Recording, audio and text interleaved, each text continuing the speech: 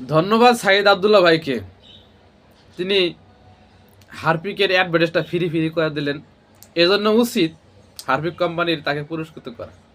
তো যাই হোক, আমরা যাকে নিজুম মজুমদার নামে চিনি, তিনি একজন স্বৈরাচারের পাঁচাটা দালাল, এটা আমরা ভালো করে জানি।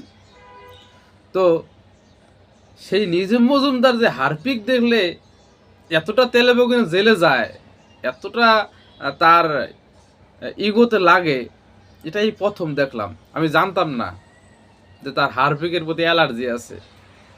তো সেই লাইভ শোটা দেখার পর আমি জানার চেষ্টা করছি যে তার হারপিকের সাথে কি সম্পর্ক। তো নিজুম মজুমদার, তোমার তো চরিত্রই ঠিক নাই। তোমার পিছনে শত শত বই রেখে দিছো, তুমি নাকি অ্যাডভোকেট। যদিও শুনতেছি সেটা তোমার অ্যাডভোকেটের কোনো লাইসেন্স নাই, সার্টিফিকেট নাই, তুমি দাবি করো অ্যাডভোকেট। তো নিজুম মজুমদার সাহেব, আপনাকে তো সম্মান দিয়ে কথা বলাও রুচিতে বাঁধে। আপনার যা মুখের ভাষা, যে অকথ্য ভাষায় আপনি গালাগালি করেন, তো এইসব গালাগালি কোনো ওয়েট এলা মানুষের শোভা পায় না।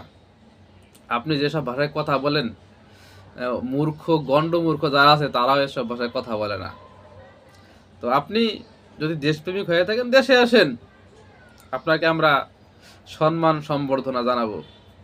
তো হারপিক মজুমদার, আমরা অনেক দিন পর জানতে পারলাম, তারা জানতাম না, যে আপনার হারপিকের সাথে কিসের সম্পর্ক। আর সাইদ আব্দুল্লাহ ভাইকে অনেক ধন্যবাদ।